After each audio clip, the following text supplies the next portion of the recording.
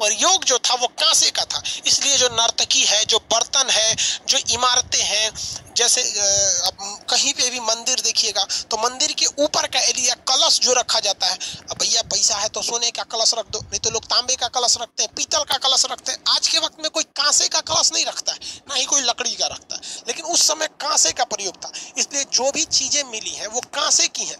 लेकिन तांबा तो पहले से ही था, तो तांबा का एक बहुत बड़ा ढेर मिला है। कहीं ना तांबा फेंकल था, पाषाण काल वालों का है। अब पाषाण में भी किसका, तांबा के काल को हम लोगों ने क्या कहा था, चिलकोलित कहा था कि नहीं कहा था। तो तांबे का ढेर मिला। तो मोहनजोदड़ो से मिलने वाली चीजें आपको हो गई। हुदड़ो,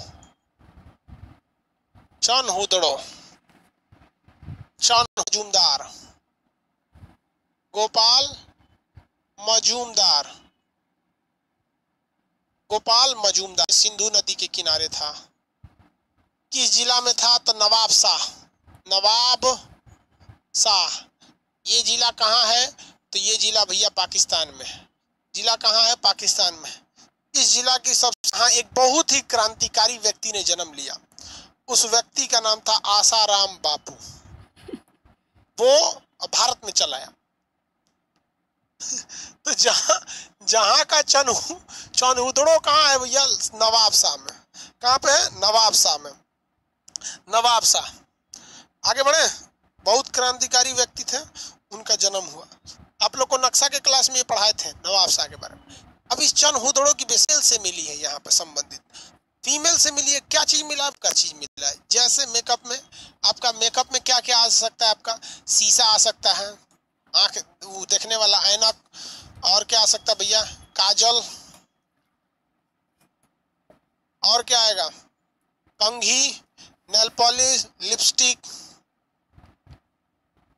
ये सब चीज गुड़िया से खेलती है। सब गुड़िया मिला है। मनका मिला है, मनका मिला है। और ये मनका कैसा है, ये मनका कैसा है, तो उस मनका पे डिजाइनिंग बनी हुई है। उस मनका पे क्या बनी हुई है, सुई धागा मिला है। महिला सब सुई लेके बीनते रहती है सब। अगर महिला का सरकारी स्कूल में मास्टर बन गई तो वो महिला इसका खूब प्रयोग करेगी, ये सुई धागा का लेके कुरूस सरकारी स्कूल में लड़कों को ले देगी। अब बिना चालू, अरे भैया पढ़ाई करने हैं कि स्वेटर है कि ये मिट्टी से घर लिपाया होगा हाल ही फिलहाल में, और उस पर बिल्ली भागी होगी तो पीछे से कुत्ता दौड़ाया होगा। दोनों में जल्दी जमता नहीं है, कुत्ता बिल्ली में। तो यही हुआ है डॉग एंड कैट वहाँ पे। अब देखिएगा हमारे यहाँ एक घर बन का बोलता बेवकूफ गल जाता पानी में। आज तक कोई अवशेष ही हमें नहीं मिल पाया होता। क्या हमें कोई अवशेष मिल जाता अगर कच्चे ईंट का प्रयोग होता, तो खुदाई में तो वो भी खुदा के निकल जाता। कच्चा ईंट बोलता है बेवकूफ, पका ईंट का प्रयोग होता है। अब तो ये क्वेश्चन ही नहीं पूछेगा कि पके हुए ईंट का प्रयोग कहाँ मिला है, क्योंकि पूरी सिंधु सभ्यता में ही पकी हुई ईंट थी। वो पूछेगा कि कलर्ड ईंट या अलंकृत ईंट या मतलब डिजाइन बना हुआ ईंट कहाँ से मिला है।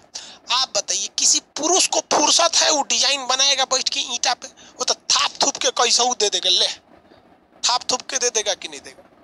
तो ये काम वही करेंगे जाएगा जहां पर कोई महिला ज्यादा हो। तो महिलाओं की अधिकता कहाँ थी, चनहुदड़ो में। तो यहाँ जो ईंटें मिली हैं वो कैसी ईंट है, अलंकृत ईंट है। अलंकृत जितनी भी मकान थे, जैसे ये मकान है, ये बहुत सारा मकान है, ये सड़क है, यहाँ से ये इधर रास्ता जा रहा है, ये इधर जा रहा है, ऐसे चौराहा जा रहा है, इसे सड़क है ये।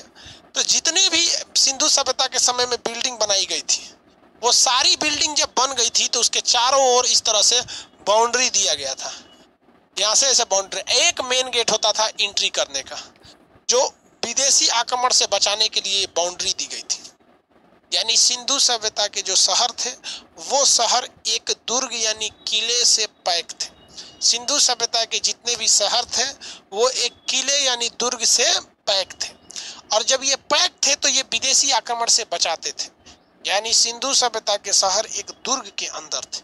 लेकिन चनहुदड़ो एक ऐसा जगह था जहां पर दुर्ग नहीं देखा गया है, क्योंकि ये औद्योगिक शहर था।